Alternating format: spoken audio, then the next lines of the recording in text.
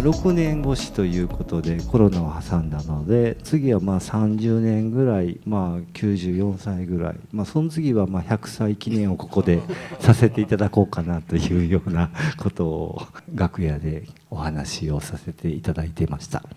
やっぱ建築は本当に楽しいんだね。こんなに喜びがある仕事は他にないって言ったって他の仕事知らないから分からないけどねと思うんですよ。で僕なりに自分のその64年間仕事をしてきたことを振り返って見てみると、大きく言うとこの2つじゃないかと思うんだね、はい。その1つはここですね。やっぱ建築は大地の上に立つ、ね、その上に大空が広がる、太陽が光が差し雨が降る、ね、時々雨漏りが降るなんて電話かかってきたりするけどね、雨漏りがさ、だからそういうことも含めて建築はそういう自然の中に立つ芸術である。それがその2番目のことで、結局建築は空間を作るんだということで、空間はそういうふうに人を包んで人を守りますが、それ守るだけじゃないね、人をつなぐわけだね。人と人をつなぐ、これは他にない形、他にもそういう力はないわけじゃないけど、とりわけ強い、それが建築を作る喜びの根本にもあり、難しさにもなるんだけどね、やっぱ建築もちょっとやっぱりやってられないなって思ったこともあるんです。僕京都の紫野の大徳寺に部屋もらってほとんど入って、そこでじっと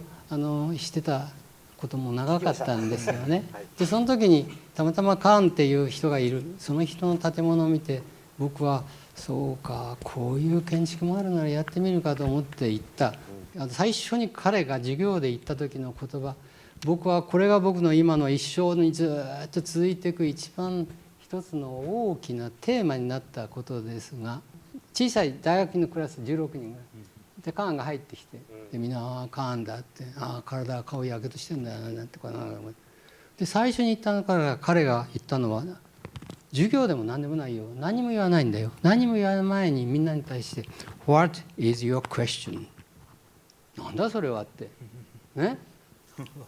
普通質問っていうものはさ、何か言ってさ、話した後に皆さんに質問ありますかって聞く話でしょ。それから何も言わないのに What is your question って何だっていうことだ。それから続けて彼が言ったことが、これは有名な言葉で本にも何遍も書かれていますが、A good question is always greater than a good answer。 良い答えよりも良い質問というのは常に偉大なんだと。これはね、本当に大きな僕にとっては目が開かれた時なので、ちょっとここに使わせて。ちょうど1970年代ぐらい、日本は経済大成長、の時でもう建物をどんどん壊し新しく作るっていう時代で、もうみんな建築はそれに共本してた。で東大に戻った時にも、東大もこれもこんな古い建物全部壊す、新しくする、あるいはどっかに移転するっていうことで大騒ぎしてた時だったんですね。これ正門で、後ろにがちょっとゴシック風の建物がありますが、これは戦前に内田正蔵先生っていうきれいに作られた整った、日本で言えばアーバンデザインって言えばもうその数少ない例みたいな、それを壊そうっていうんでね、いやこれ変じゃないですかって、僕はまだ来たばっかしのペーペーの助教授だったからね、そしたら歴史の稲垣栄三先生がね、いやって僕もそう思うと、そんなものを簡単に壊すって言ったらもなら、そもそも大学ってものをねそういうものが重なっているがだけど、空間でそれを見せなければ大学ってのは何なんだってねっていうことです。それで小山君、じゃあその上に一つ載せるものをやってみたらどうだって言って、じゃあやってみっかって言うんですよ。なるほど、そういうことだったんですね。1970、60年代の。それでこのゴシック風の上に屋根がスーッと乗ってるのは、僕が30歳ちょっと過ぎた時にやった建物。そういう経緯だったんですね。でゴシック風の建物を保存して作るんだったら、その上になんかやっぱゴシック風のものを載せるんじゃないかってみんな思ったんだけど、やっぱそれやったらね漫画になっちゃうしね、やっぱそれできない。これで建物完結してるもんね、だからやっぱそれと対比的な何か載せると思うと、コールテンコ違った材料で載せようとしたものです。次で、これはそういうことを思いついた時の最初の設計ですから、下の方にこう見えてるゴシック風のどっしりとした建物と対比的に光る建物でさーっと行こうと思ったものです。でこういう時にはねこのスケッチだけじゃダメなんだね。ですからその次のようにこの光がどういうふうに反射するか、スクラッチタイルっていうこれを表情粗いタイルを内田先生は意識的に使われましたが、石が使えなかったからね。ですからそういうものと対比的に滑らかに光るものはどんなものがいいのか、僕はガラスブロックとコールデンコでやったんだけど、それはやっぱ手で描いてみないとね、こう撫でるようにこう描かないといけない。まあそんな描いた絵です。はい。これはまあ住宅も随分いつもやってたんですね。はいはい、住宅はいつもやってないとね、なんかこう体が硬くなってるような気がしてね。ただこれは自分の家です。壁を3つに水平に分けて、上は突き出して軒になる、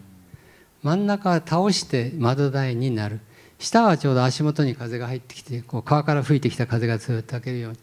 ていうことをやって、いろいろ組み合わせてるっていうようなことで、まあこれはそういうことをいろいろスタディした一つの例で、ちょっとこう実験住宅的な感じですね。うちの子供とかかみさんとか娘を実験にしたようなもんで。気に入られてましたか？どうかな。実は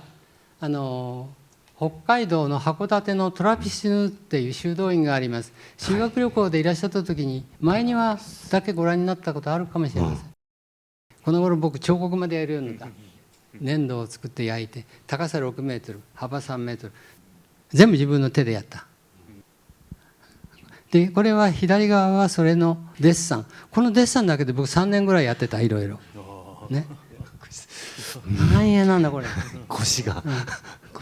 しかもレリーフはそうですよね、ちょうどいい形に練った粘土を使いますから、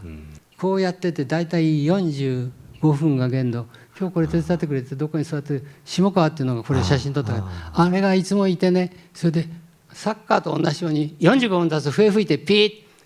休憩ってそしないと持たない。それで午前中に2ラウンド、午後3ラウンド、それで疲れたってで休む、15分寝るを繰り返したっていうことですが、僕はやっぱ作るっていうのはそこにつながっていかないとね、僕は作る本当の喜びないんじゃないかっていうことを、この汚いねこれちょっと消そうでも、でもそういうものです。竹原義先生ここにお越しくださってるので、スケッチをするっていうことに対してどんな道具を使っていきながら、この優しい建築っていうのをどのようにして表現されてるのか。で僕らはですね、実は小山先生からいろいろいただいたりなんかしながらスケッチいっぱい見てるんですけどね、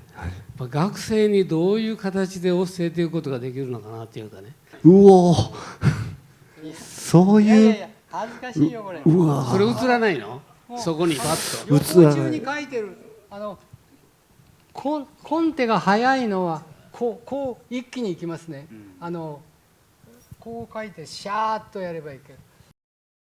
本当にこんな見せるの恥ずかしい。遠くだからまあいいんだけどこれ沖縄で去年日本建築家協会の大会があった。でその時にガジュマルのねこんなのが面白いでしょ。そうするといくつもこう瞬間的にこう書くよ。ひねってる。ああいうのもね鉛筆だととても早い。いやそのねやっぱりこう手で描いてる優しさがね、建築の中にこうにじみ出てるんですよね。これから建築家やはり小山先生の今日のお話を聞かせていただいて、目指したいなっていう子たちのために、どんな職業かちょっとお話をお願いできませんでしょうか。建築はいろんな仕事があるわけです、ね。ですから物を建てる、建築を作るっていう仕事には、それは建物を本当に穴を掘る仕事から、木を削る仕事から、木を育てる仕事から、それからもちろん建てる仕事までいろいろあるので、僕それを全体にやっぱ建築家だっていうふうに考えて、ですからそういうふうに広くね、建築っていうか人間の住む建物を作るっていう仕事って考えるとこれは本当に面白いなと思います。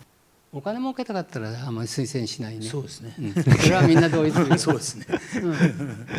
いやもう今日は貴重なお時間を本当にありがとうございました。ありがとうございます。僕も今日皆さんに本当にありがたく感謝してます。こういう会話っていうかできました。本当にありがとうございました。ありがとうございます。